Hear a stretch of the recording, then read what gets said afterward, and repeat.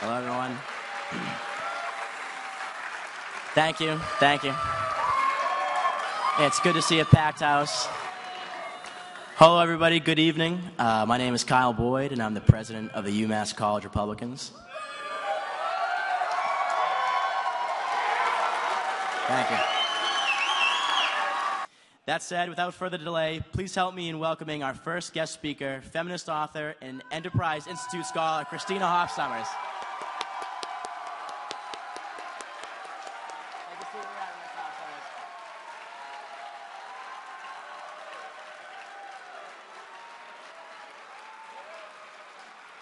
Next, conservative comedian and host of the popular podcast, Louder with Crowder, Steven Crowder.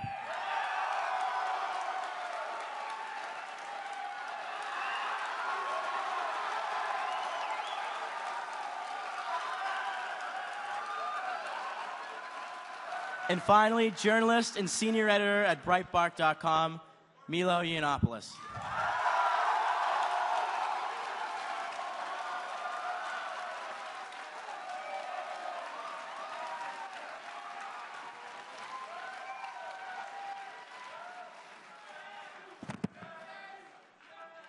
Okay, thank you all three for coming. At this point, we're gonna invite the speakers to the top of the stage to have some opening remarks. So if we'd like to start with, sure, go for it.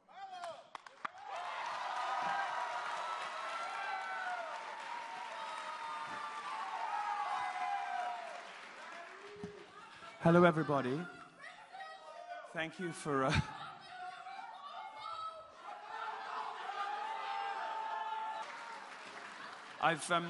I've taken some time out of my busy schedule, being fabulous and doing my hair, to prepare a speech for you. Well, a few remarks, really. Feminism is cancer. Thank you very much.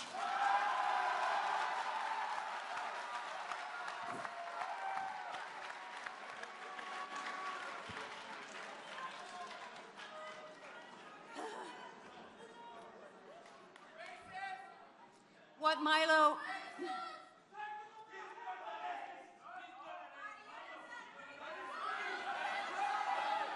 Please, if you would sit down. What Miilo meant to say, what I am going to explain, you will be pleased. What Miilo meant to say is that feminism, while being a noble and valiant, courageous movement, there are certain schools of thought that are somewhat unwholesome. Right, Miilo? No, I meant it was cancer.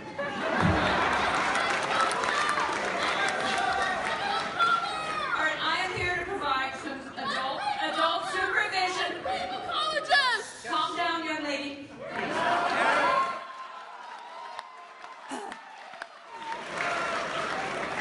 The correct word for contemporary third wave campus feminism is not cancer, but madness. Utter madness. No, listen, this is very important. Future historians are going to look back at what... Excluding women of color!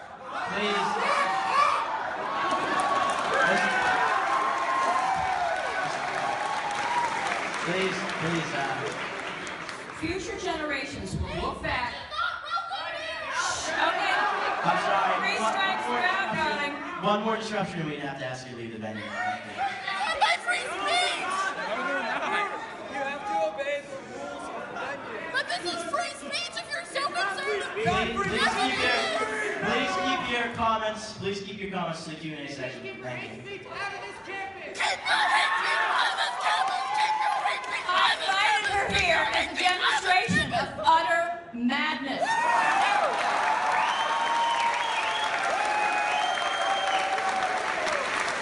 It's going to be impossible for future historians to understand what happened on the American campus this decade. We have campuses across the country. You have armies of...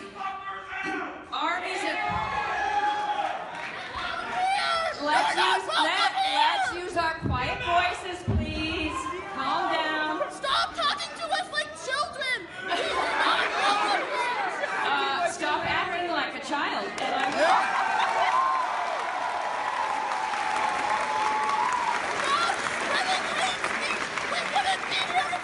Routine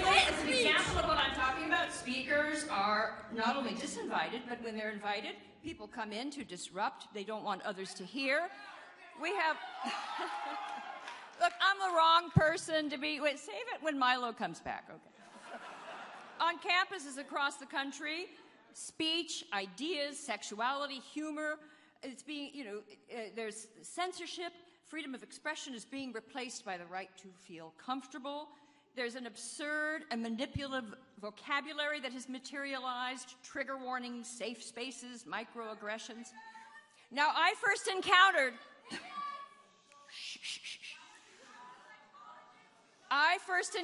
this madness last year when I visited Oberlin and Georgetown University. Now, I'm a philosophy professor. I've been in universities most of my life, and I had never encountered what I'm seeing here tonight, but it was much worse at Oberlin. You're doing well compared to Oberlin and Georgetown.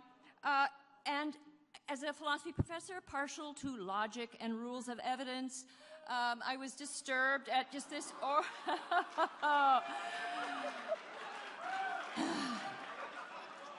At both schools, and students organized a safe space where they could flee if someone was panicked by my words.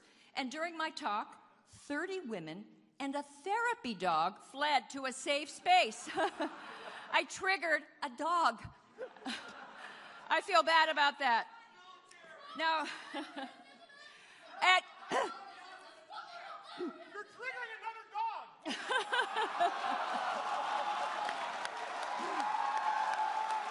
Now, wait. In 2015, there was a conference in London of feminist leaders from all over Great Britain, and the participants were advised not to clap. They were told that clapping could be trigger anxiety or pain in speakers. Instead, the conference attendees were told to use something called feminist jazz hands. Miilo, can you demonstrate feminist jazz hands? Yes, I can. I'm going to give you a demonstration of feminist jazz hands. Can I come up here because I need my hands? So...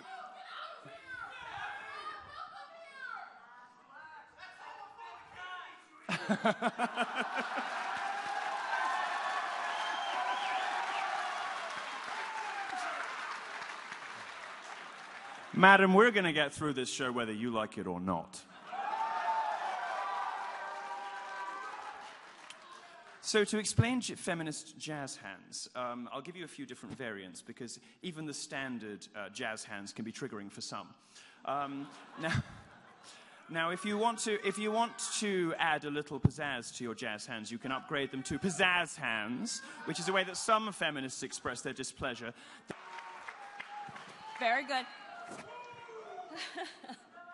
But what is most amazing, well, actually, the jazz hands at the London conference, those were sort of cool, and as Miilo shows, but what is not cool are efforts to censor, to silence, and what really amazes me is that in their war against intolerance, these campus activists, they've taken on the extremes of intolerance.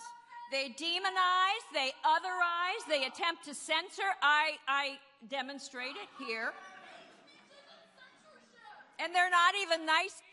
They're not even nice to each other. And they do. What you're doing is hateful. What you're doing it's not civil. Please, if everybody could quiet down. These are our guests. We'd like to allow them to speak.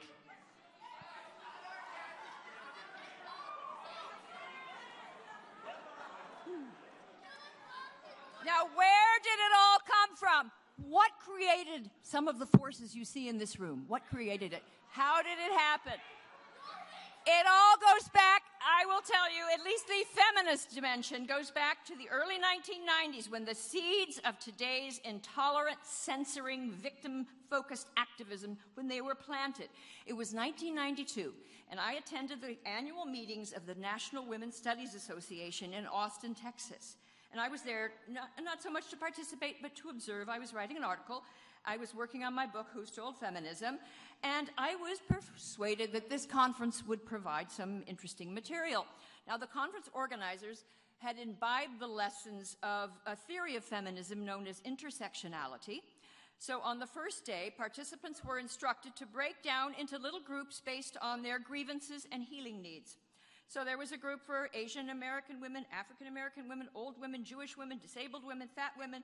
None of... It was then. Oh, it is. It was then.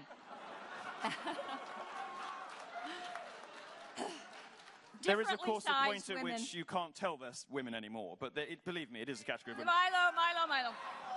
Well, wait, let me tell my story. None of these groups proved stable.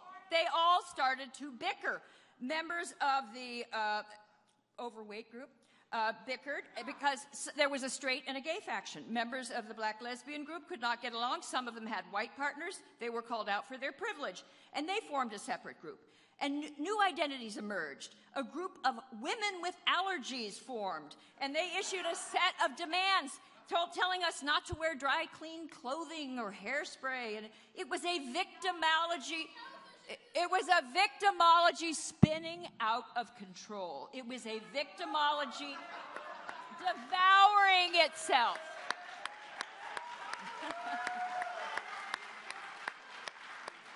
Now, I ended up bonding with a group of radical lesbian separatists. I don't have that identity, but they all smoked, and by the end of the conference, I needed a cigarette. That was 1992. These eccentric women and other like-minded colleagues would spend the next 25 years using their classroom to help students see the world the way they did. At the same time, they were writing articles, books, attending conferences, task force, working groups, just a tsunami of activism. And they developed a set of advocacy statistics, victim statistics to complement their oppression theories. 1 in 4 women will be raped, 2 in 3 battered, cheated out of 25% of their salaries, and that's only if they're not already dead from an eating disorder in vain efforts to meet patriarchal standards of beauty. All of these claims are reckless exaggerations. And they have been repeated so often, they are now, in some places, beyond the reach of rational analysis. Now, this is an important part of my story. None of this would have mattered had normal academic controls been in place. Academia is full of enthusiasts with odd ideas. But if they go in for conspiracy theories and baseless statistics, they're going to get pushback from colleagues. We have a system of quality control. It's called criticism and peer review. That system has broken down when it comes to gender studies. Those women in Austin, their beliefs, their methods, their overall weirdness, they were easily as off-centered as, say, Scientology. But a group of Scientologists would not get very far in the Modern Academy. The Academy is well protected from that. But because these women were marching under the wholesome banner of feminism, and because opposing them would seem like you were being anti-woman, they faced little opposition. Many scholars just ran for cover. So their influence has grown. And now look what we have. What we have, and I'm going to end here. Today, gender scholars, along with risk-averse campus administrators and mischievous, credulous students, have formed an axis of intolerance. Now,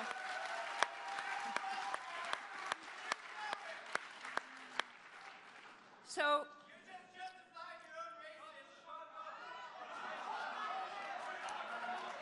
sir, you're justifying your ageism. I happen to be a cisgendered lady of a certain age with serious rotator cuff issues, okay? So, today's millennials, you're going to have to decide, is yours going to be the generation that stands by as your basic freedoms are stripped away, where you can't go and hear a speaker? My best guess is that the millennials, like every generation before them, they're going to rally, they're going to defend their liberties, and I already see signs of resistance. I just hope it's not too late. Thank you.